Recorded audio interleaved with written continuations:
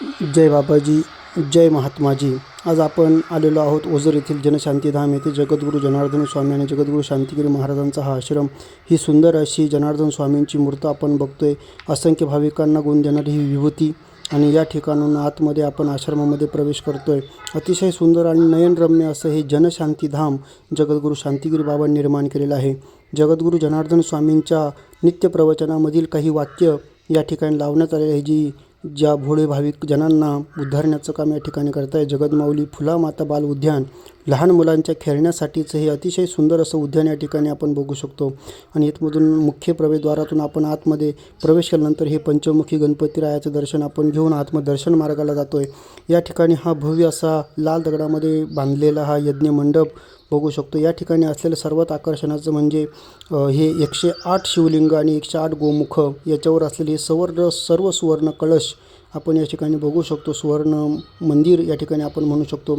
आणि या ठिकाणी सर्वात महत्त्वाचं म्हणजे 12 ज्योतिर्लिंगांचं दर्शन, 4 धामांचं दर्शन, त्याचबरोबर 3.5 शक्तिपीठांचं दर्शन आपण यामध्ये घेऊ शकतो.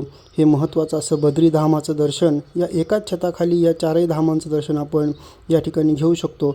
हे द्वारकाधाम, भगवान द्वारकाधीशाचं मंदिर, सुंदर असं मंदिर बघू शकतो. जगन्नाथपुरी धाम, बलभद्र, सुभद्रा माता आणि भगवान श्रीकृष्णाचं दर्शन, रामेश्वर धामाचं दर्शन, एकाच छताखाली या सर्व धामांचं दर्शन आणि 12 ज्योतिर्लिंगांचं दर्शन आपण या ठिकाणी घेऊ शकतो. कृष्णेश्वर असेल, सोमेश्वर असेल, नागेश्वर असेल, त्याच पद्धतीनं अनेक देवी देवतांचं दर्शन, भगवान वैद्यनाथाचं दर्शन या ठिकाणी आपण घेऊ शकतो. त्र्यंबकराजाचं दर्शन आपण या ठिकाणी घेऊ शकतो. भव्य असं हा नंदिकेश्वराचं दर्शन, काशी विश्वनाथाच्या समोर आपण दर्शन घेऊ शकतो. हे काशी विश्वनाथाचं दर्शन, भीमाशंकरचं दर्शन, म्हणजे हे जेवढेही 12 ज्योतिर्लिंग आहे, केदारनाथचं दर्शन, त्यांचं दर्शन आपण या ठिकाणी घेऊ शकतो. ओंकारेश्वर भगवान, त्याचबरोबर या ठिकाणी असलेलं महाकालेश्वर भगवान, या सर्वांचं दर्शन, मल्लिकार्जुन भगवंताचं दर्शन आपण या ठिकाणी घेऊ शकतो. सौराष्ट्र सोमनाथांच्या सोमनाथाचं आणि 3.5 शक्तिपीठांमध्ये असलेले लक्ष्मी माता असेल, सप्तशृंगी माता असेल, रेणुका माता असेल, तुळजाभवानी माता असेल, या सर्व देवीचंही दर्शन आपण या ठिकाणी घेऊ शकतो. अतिशय सुंदर अशा या मूर्ती आपण बघतोय आणि सुंदर असं हे सर्व 3.5 शक्तिपीठं, 4 धाम आणि 12 ज्योतिर्लिंगांचं मंदिर एकाच छताखाली आपण बघतोय. आणि या ठिकाणी आकर्षण म्हणजे नर्मदा मातेचं दर्शन या ठिकाणी आपण घेतोय. हे सर्व असं सुवर्ण असं मंदिर आणि हे लाल दगडामधलं भगवान बाणेश्वराचं मुख्य मंदिर, हे सभागृह आणि यावर असलेले कळससुद्धा सोन्याचे कळस जगद्गुरू शांतिगिरी बाबांनी लोकसहभागातून आणि भक्तांच्या सान्निध्यातनं त्या ठिकाणी उभं केलेलं आहे. भगवान गणेशाची सुंदर अशी मूर्त.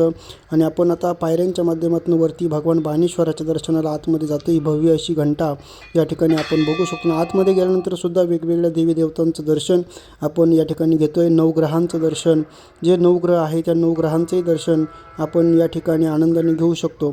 वेगवेगळ्या देवी देवतांचं दर्शन, नवग्रहांचं दर्शन, अतिशय सुंदर. आणि या संगमरवरी पाषाणामध्ये असलेल्या या मूर्ती, शनिदेव महाराज असेल, राम दरबार असेल, हनुमंतराय असेल, या सर्व देवी देवतांचं दर्शन आपण या ठिकाणी घेतो आहे. आणि ही मुख्य बाणेश्वर भगवंताचं समोरचं कासवाचंही दर्शन आपण या ठिकाणी घेतो आहे.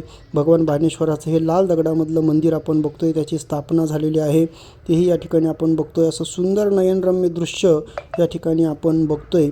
आणि हे सुंदर असं लाल दगडामध्ये बांधलेलं, खास हा राजस्थानमधून आणलेला हा लाल दगड आहे.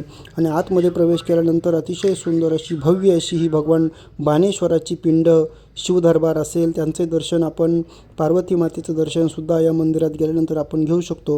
आणि अतिशय सुंदर आणि अति मनाला शांती देणारं हे जनशांतीधाम केंद्र आहे. अतिशय सुंदर असं भगवान बाणेश्वराची ही पिंड, भव्य दिव्य अशी ही पिंड आणि आपण या ठिकाणी बघू शकतो. आणि या दरबाराच्या समोरच, मंदिराच्या समोरच वेगवेगळ्या देवी देवतांचंही दर्शन बाहेर आल्यानंतर आपण घेऊ शकतो.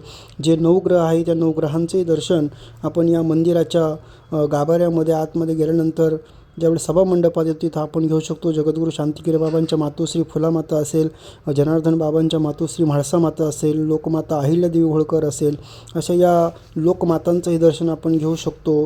विष्णू दरबार असेल, माता लक्ष्मी मातेचं दर्शन, आणि खाली आल्यानंतर पुन्हा एकदा हनुमंतरायाचं दर्शन आपण घेऊन भव्य असा हा संगमरवरी नंदिकेश्वराचं दर्शन घेऊन आपण जगद्गुरू जनार्दन बाबांच्या मुख्य संकल्पित समाधी मंदिरामध्ये येतो आहे. आणि आतमध्ये गेल्यानंतरसुद्धा महाराष्ट्रामध्ये जी संत परंपरा आहे त्या संत परंपरेचं दर्शन आपण आतमध्ये गेल्यानंतर घेऊ शकतो. माऊली ज्ञानेश्वर महाराज असतील, संत तुकाराम महाराज असतील, शांतीब्रह्म एकनाथ महाराज असतील, जगद्गुरू जनार्दन बाबांचे गुरु नागाबाबा असतील, या सर्व साधू संतांचंही दर्शन आपण यामध्ये गेल्यानंतर बघू शकतो. आणि आत बाहेर गेल्यानंतर अष्टमूर्ती शंकर, अष्टलक्ष्मी आणि अष्टविनायक या सर्वांचं दर्शन आपण या मंदिराच्या बाहेरच्या बाजूला घेऊ शकतो. भगवान बल्लडेश्वर असेल, धान्यलक्ष्मी असेल, यमदेवता असेल, अरुणाचलेश्वर महादेव असेल, चिंतामणी गणपती असेल, या सर्व देवी देवतांचं दर्शन आपल्याला एकाच छताखाली मिळतं. आणि अतिशय सुंदर शांत वातावरण निश्चितपणाने आपल्या सर्वांच्या मनाला शांती देणारं हे जनशांती केंद्र आहे, जनशांती धाम आहे. निश्चितपणाने आपण सुद्धा या ठिकाणी अवश्य भेट देऊन या सर्व देवी देवतांचं दर्शन एकाच छताखाली आपण घेऊ शकतो. निश्चितपणाने पशुपतीनाथ भगवान असेल, विजयलक्ष्मी असेल, त्याचबरोबर भगवान गणेशाचं मंदिर या ठिकाणी आपण बघू शकतो. सोमनाथाचं दर्शन, धनलक्ष्मीचं दर्शन, गिरिजात्मक गणपतीरायाचं दर्शन आपण या ठिकाणी घेऊ शकतो. आणि खरोखर जगद्गुरू शांतिगिरी बाबांनी या ठिकाणी भव्य असं हे जनशांती धाम उभं केलेलं आहे. निश्चितपणाने जगद्गुरू जनार्दन स्वामींचं जे भव्य दिव्य कार्य आहे ते शांतिगिरी बाबा निश्चितपणे नेटाने पुढे नेताना आपल्याला दिसून येतात. या ठिकाणी असलेले हे सर्व मंदिर आणि त्याच्यावर असलेले सर्व कळस सोन्याचे आहे. आणि सर्वात महत्त्वाचं हे आकर्षण या ठिकाणी आपण बघू शकतो. जगद्गुरू शंकराचार्य भगवान या ठिकाणी, संत निवृत्तीनाथ महाराज, संत नामदेव महाराज असतील, शांतीब्रह्म एकनाथ महाराज असतील, या सर्व संतांचं दर्शन आपल्याला या ठिकाणी एका छताखाली, सावतामाळी असतील, सर्व संतांचं दर्शन आपण इथं बघतो. जनार्दन बाबा गोसेवा करताना दिसून येतं. आणि सर्वात महत्त्वाचं आकर्षणाचं केंद्र म्हणजे या ठिकाणी असलेली जगद्गुरू जनार्दन स्वामींची ही ध्यानस्थ मूर्ती आपल्या मनाला एक नवी ऊर्जा देत असते. त्या ध्यानामध्ये जणू काही ती आपल्याला आशीर्वाद देत आहे. आणि निश्चितपणाने या ठिकाणी केलेला मनातील संकल्पसुद्धा सिद्धीत जात असतो. हे वैशिष्ट्य या ठिकाणचं आहे. आपल्या मनामध्ये असलेली जीही श्रद्धा असेल, जीही भावना असेल, या ठिकाणी आल्यानंतर मनामध्ये एक संकल्प करून निश्चितपणाने आपण आपली इच्छा या ठिकाणी येऊन पूर्ण करू शकतो. असं हे अतिशय सुंदर असं जनशांती धामाचं केंद्र या ठिकाणी आपण बघू शकतो. आणि हे सगळं निर्माण करणारे हे जगद्गुरू शांतिगिरी महाराज यांनी हे सर्व वैभव उभं केलं. आणि त्यांच्यासुद्धा चरणी आपण विनम्र अभिवादन करूया. आपण निश्चित या ठिकाणी भेट द्याल. जय बाबाजी, जय महात्माजी.